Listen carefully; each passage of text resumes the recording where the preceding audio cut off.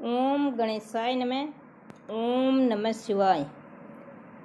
एक समय की बात है, पार्वती जी और शिव भगवान दोनों कैलाश पर्वत पर बैठे हुए थे। तभी पार्वती ने देखा कि सावन के महीने में सभी लोग मंदिर में जाते और शिवलिंग पर कोई दूध चढ़ाते और कोई गंगा जी से ला करके दूर दूर से ला करके गंगा जल चढ़ाते। तो पार्वती माता पूछती है भोलेनाथ से कि हे भोलेनाथ, ये सभी लोग शिवलिंग पर कोई दूध चढ़ा रहे हैं, कोई गंगा जल चढ़ा रहे हैं, इसका क्या महत्व है।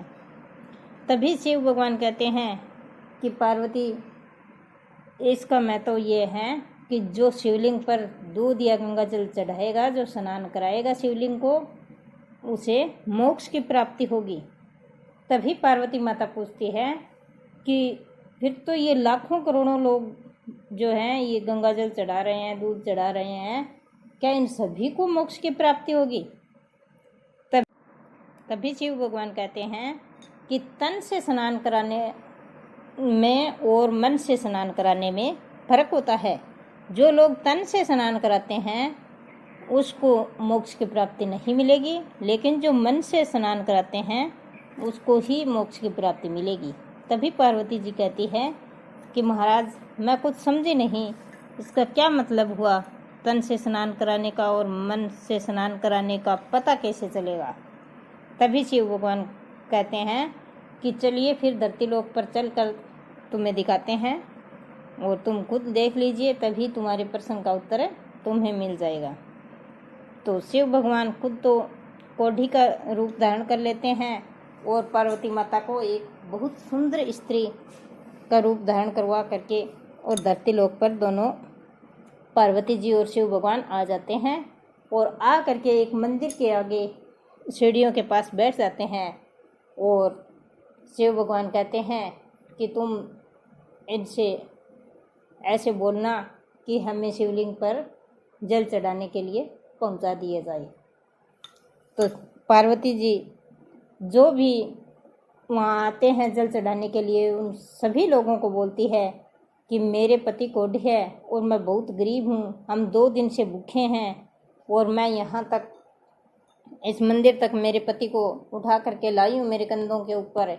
ये खुद तो चल नहीं सकते कोढ़ी होने के कारण, और अब मैं थक चुकी हूँ, 2 दिन से भूखी भी हूँ और काफ़ी दूर से चल कर आई हूँ। मैंने सुना है कि इस मंदिर में जल चढ़ाने से सब कष्ट दूर होते हैं। ये सुनकर मैं बहुत दूर से मेरे पति को कंधे पर उठा कर लाई हूँ, लेकिन मैं अब सीढ़ियों पर नहीं चल सकती और इनके हाथों से मैं शिवलिंग पर जल नहीं चढ़वा सकती। अगर कोई हमें शिवलिंग तक पहुँचा दे तो मैं मेरे पति के हाथों से शिवलिंग पर जल चढ़वा दूँ ताकि मेरे पति का कोढ़ झड़ जाए। तो सभी लोग देख करके और पार्वती की ये बात सुनकर और कोढ़ी की तरफ देखकर कुछ तो ऐसे ही चले जाते बिना कुछ बोले, और कुछ बोल देते कि अरे तुम कितनी सुंदर औरत हो और इस कोढ़ी के क्यों पीछे पड़ी हुई हो, इसको छोड़ दो और आप मेरे साथ चलो। लेकिन कोई भी ऐसा नहीं बोलता कि चलो मैं तुम्हें शिवलिंग तक पहुंचा देता हूँ। तो ऐसे करते करते पूरा दिन बीत गया। शाम हुई तब एक गरीब इंसान आता है और कहता है, माता जी आप यहाँ क्यों बैठी हो, क्या चाहिए आपको। तभी पार्वती माता जी कहती है कि अरे बेटा, हम बहुत गरीब हैं और मेरे पति भी कोढ़ है और हम 2 दिन से भूखे भी हैं और मैं इन्हें शिवलिंग पर जल चढ़ाने के लिए यहाँ लेकर आई थी, लेकिन आगे मैं सीढ़ियों पर भूखे होने के कारण और थक जाने के कारण मैं नहीं चढ़ सकती। तो क्या आप मेरे पति को शिवलिंग तक पहुंचा दोगे ताकि मैं इनके हाथों से शिवलिंग के ऊपर जल चढ़वा दूं। तभी वो कहता है, लो माता जी, मेरे पास 4 रोटी हैं, पहले तो आप दोनों 2-2 रोटी खाइए और उसके बाद मैं तुम्हें शिवलिंग तक पहुंचा दूंगा। तो है शिव भगवान को अपने कंधे पर उठा करके और शिवलिंग तक पहुंचा देता है। तभी शिव भगवान कहते हैं पार्वती माता से कि देखिए पार्वती, ये एक ही पुरुष ऐसा है इतनी दुनिया के अंदर जो दूसरे का भला करता है, जो सच्चे मन से शिवलिंग पर जल चढ़ा रहा है। बाकी तो सब ऐसे ही हैं, ये सभी तन से ही शिवलिंग पर जल चढ़ा रहे हैं।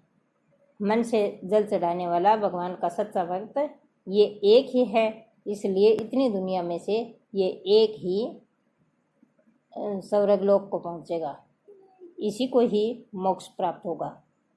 और शिव और पार्वती दोनों उस इंसान को दर्शन दे देते हैं, असली रूप में प्रकट हो जाते हैं और कहते हैं, हे भक्त, तुझ जैसे भक्त दुनिया में कहाँ कहाँ ही मिलते हैं, और चाहिए तुम्हें क्या चाहिए ये बताइए तुम मुझे। तभी वो हाथ जोड़ करके और शिव महाराज के और पार्वती जी के पैरों में गिर जाता है और कहता है, हे भगवान, मैं धन्य हो गया हूँ आपके दर्शन करके भी, मुझे कुछ भी नहीं चाहिए। और शिव भगवान और पार्वती उसे धन का आशीर्वाद दे करके और सुख का आशीर्वाद दे करके और फिर अंतर्ध्यान हो जाते हैं और वह बहुत ही खुश हो जाता है, और उसके बाद उसकी दरिद्रता भी दूर हो जाती है। और अगर मेरी कहानी पसंद आई है तो लाइक शेयर सब्सक्राइब करें, बेल आइकन दबाएं, और धन्यवाद मेरी पूरी कहानी सुनने पर।